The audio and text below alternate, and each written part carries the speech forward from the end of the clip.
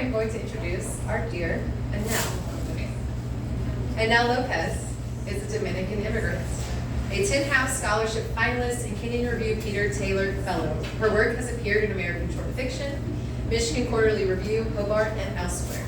Annell is an assistant fiction editor for New Orleans Review. She is working on a novel. Give it up for Annell.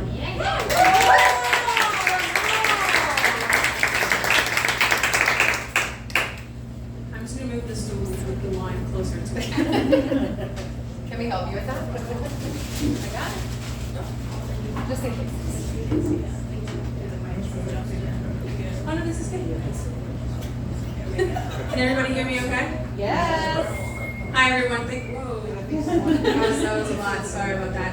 Hi everybody, thank you so much for being here tonight. It's a Thursday night and you chose to be here and I'm really grateful. I'm gonna read to you a couple of short stories because reading fiction is always a little tricky. We're gonna keep them briefer, so we're gonna read shorts or flash, and I hope that you enjoy them. This is called Ethnic and Kosher. He trails behind me at the corner of Ethnic and Kosher, distracted by a colorful display of artificial chrysanthemums and carnations, votive candles, and sugar skulls. A mock shrine honoring the dead, all while selling taco shells and salsa. Mama, look, he says, his baby voice partially obstructed by a layer of phlegm. When he coughs, it sounds like a tiny engine revving up or a rusty motor trying to start. Johnny says I need to take him to the doctor, but if that's the case, he should do it himself. Johnny says a lot of things, like, what the fuck is wrong with you? You don't do shit around the house. Because I don't look like myself, he won't touch me.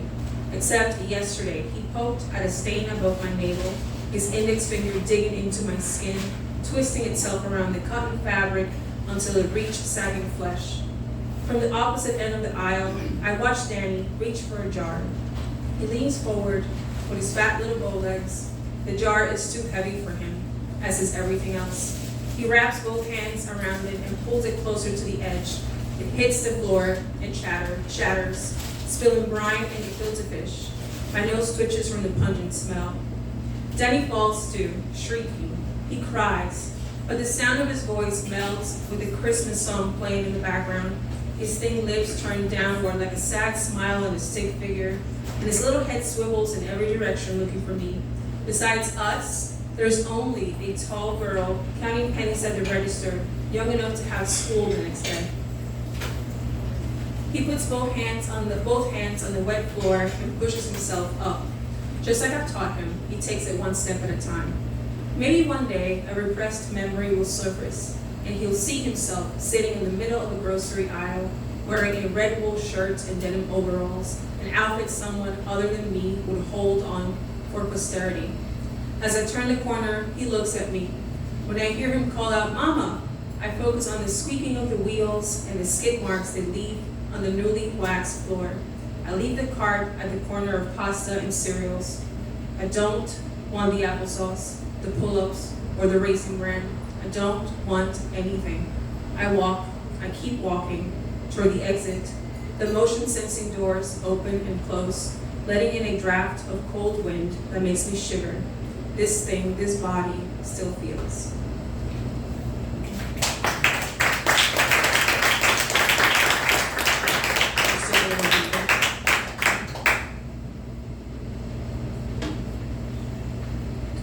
This short story that I'm going to read to you is based on a household item, a rug.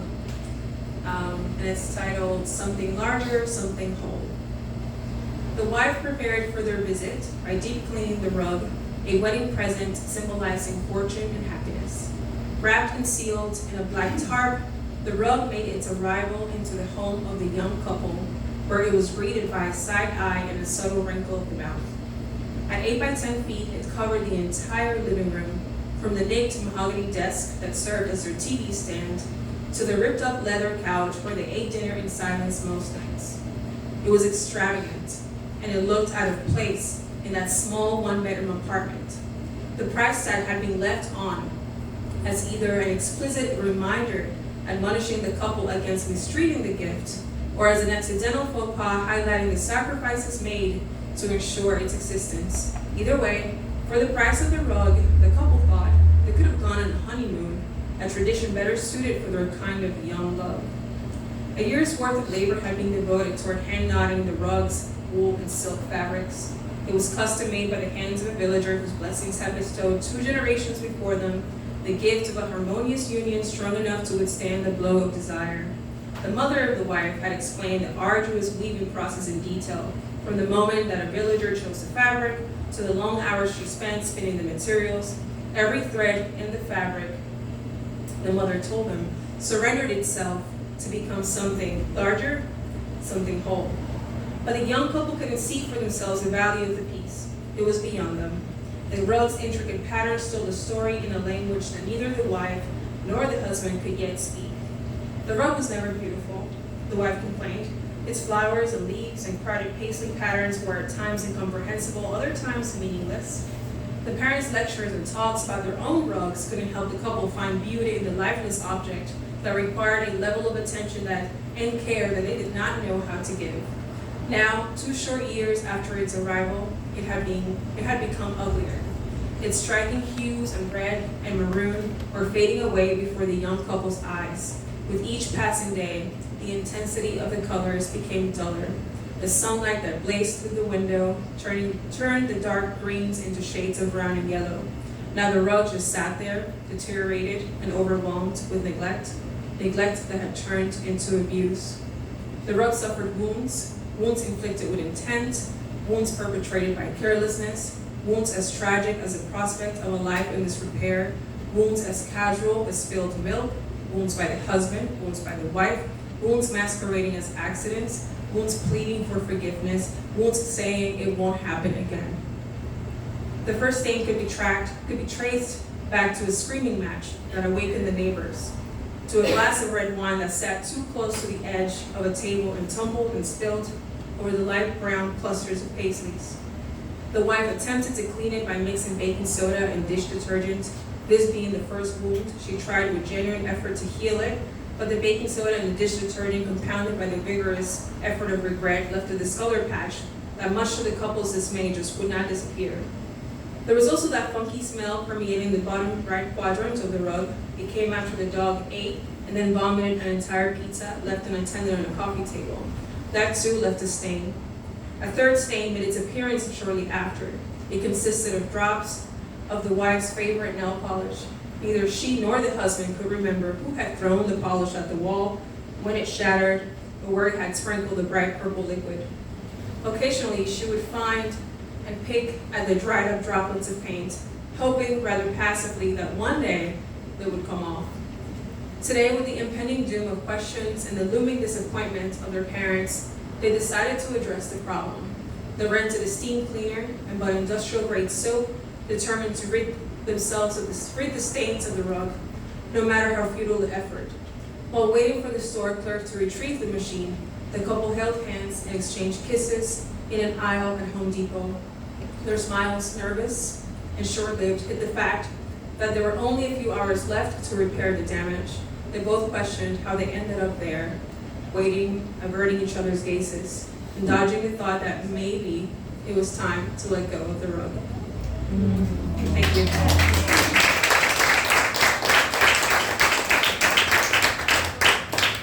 Thanks, everyone.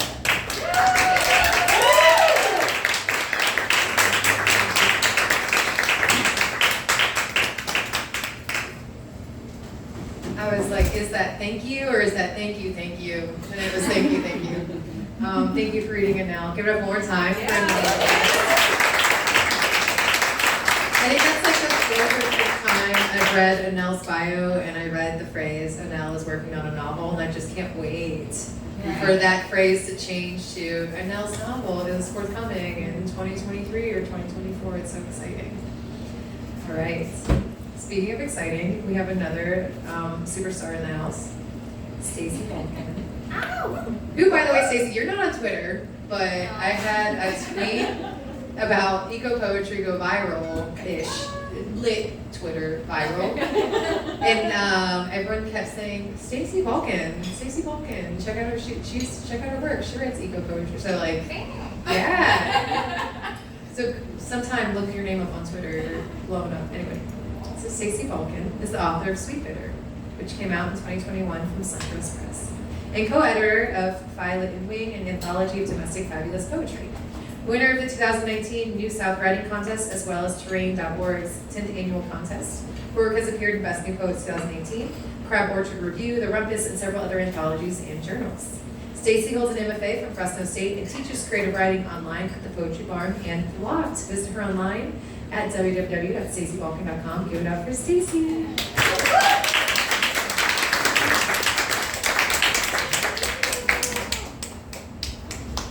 Thank you, everyone that made this happen. This is so wonderful. Okay. I'm wearing my special pie dress. And I figured I'd read some poems that were very pie-centric. There's a lot of harvesting and berries and such. So I'll read a few poems from Sweet Bitter first. This book kind of chronicles the journeys of two girls against a really polluted backdrop in New Jersey. They're learning about themselves, they're learning about pollution. The epigraph about the place of this book goes, the Possum Town neighborhood of Piscataway, New Jersey is home to a former Union Carbide plant known to pollute the groundwater, and the former Middlesex sampling plant, a testing facility for the atomic bomb. So this is the woods these girls are working through. So we'll start with, once upon a time, there were two girls in the suburbs. One was a half girl and the other whole. Through the woods they shimmered, telling stories that glimmered like the radio, like the oil-slicked creek. In the beginning, they said, the crabapple birthed a baby girl. Or, the story goes, Lilith molded from the red clay earth, then Eve wrenched from Adam's ribs. They laughed and they laughed. There, no bear or blackberry, just bramble. They believed mothers plucked babies from trees, wondered if they'd ever want for a man, even a kind one cursed. How could there be such a thing as happily ever after when, after all girls have been swayed by a forked tongue, held captive as a crown?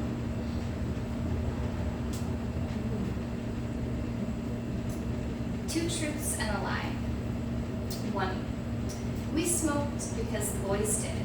We smoked Marlboro Reds. We like our Reds because the boys did. Our Bics bright, sticking out the tight back pockets of our jeans because the boys liked to look. And we liked to see the boys look because the boys did. And because what could we have done to stop them? The way to the gas station was a path paved in our boys, in our smoke and compact mirrors. We swung plastic bags of candy bars because the boys did, and because the boys did it, we let them kiss our open mouths, our lips tinted red as Kit Kat wrappers, as the thank you, as the open sign glowing in the Exxon's dark window. 2. We were running. We were run down. They ran us out of our woods. It was a test run. The river ran dry. What ran through our veins was never sap, syrup, sugar sweet like I ran my mouth, it runneth over. The boy who threatened still ran his hands across even when we ran out of cash, counted coins. Sometimes it was enough. We ran a 6-minute mile, but they could still do it in less. We raced, we flew, we scrammed. We went running to our dads who threatened to pick a switch. In the stillness that followed, our fathers pruned and coaxed, punished and grafted us into branch and bud, cambium, shunned and rooted. We had run and the risk was red, we rashed ruin. These girls get into all kinds of trouble and sometimes get out of it.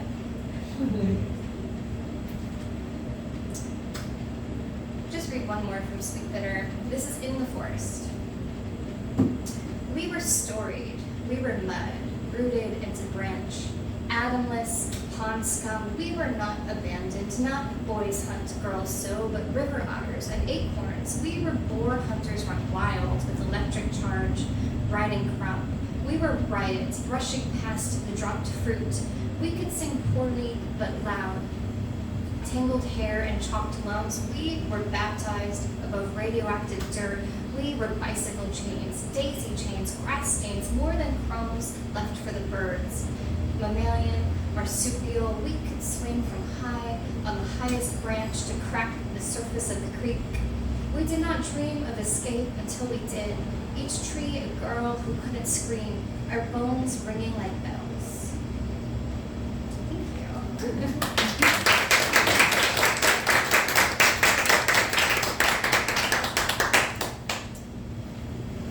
Newish poems. Most of this book was written at Firefly Farms in Knoxville, Tennessee. It's a place I go for at least 1 week a year, mainly to pick blackberries in the woods and just kind of be in the woods on the mountainside in a holler. So this is called For Maggie. I dedicate the strawberry moon to making blackberry pie.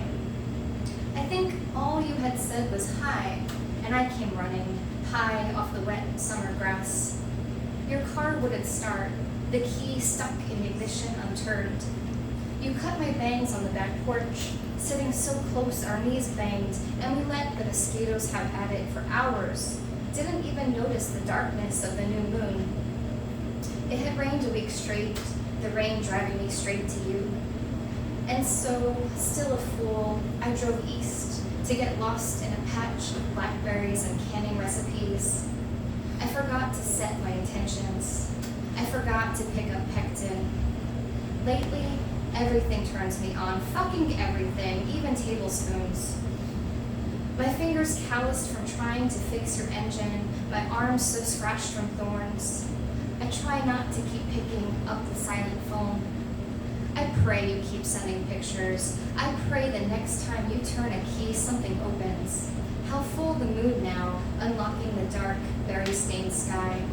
How foolish when I realized the intentions all along were you. Sometimes you just need some love poems, right? Even if they're... The color of the Gulf at night. Dark. It all was dark, is what I would have said months ago, or even yesterday, but now my patron, St. Anthony, has surfaced, and he has found a great many things I wouldn't have thought to search for. A turtle in the clear Florida water, an IPA at Buc-ee's named Reef Donkey, even the glint of a knife clipped to the pocket of worn jeans. For the first time, I found the deep turquoise of a cormorant's eye, hunting, the same hue of the headspring itself, our plastic paddles dipping in and out of the water, the beer cans warming in the spring air long before sunset, and when that drop finally came, I dragged my foot through the sands, damp at the edge of the surf where a dozen sparks flew. I panicked. I didn't know bioluminescence could flash on the beach itself. But then I knew it was you who had made magic where once there was none.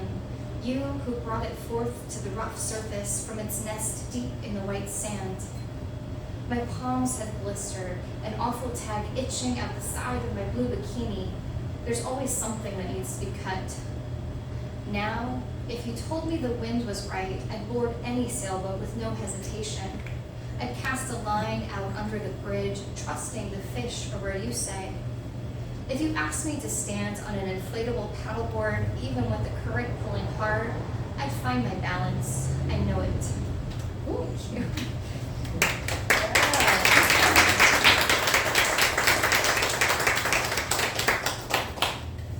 I'm going to read two from Jacqueline Learns to Speak. It's a chapbook that came out a couple of years ago.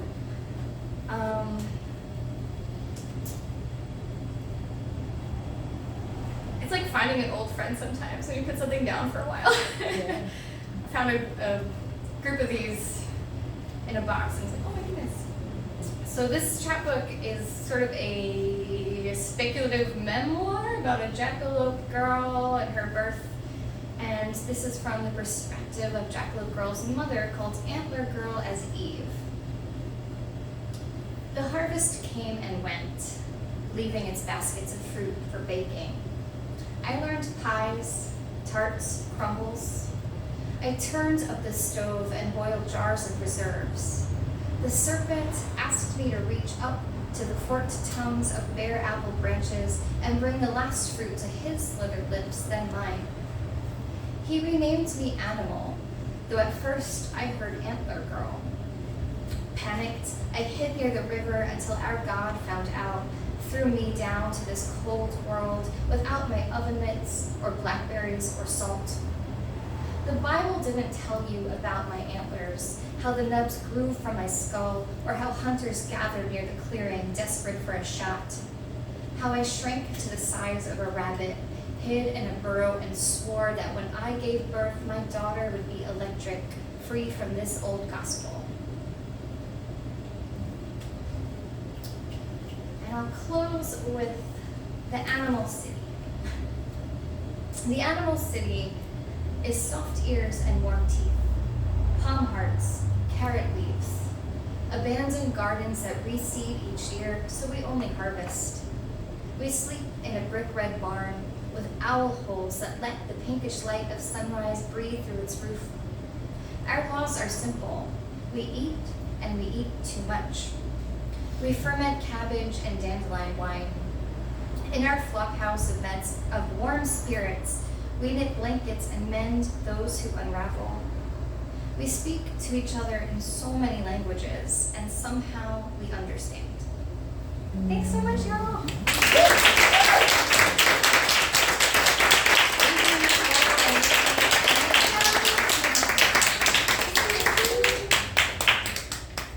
All right, give it up one more time for Stacey and Annell. That was awesome.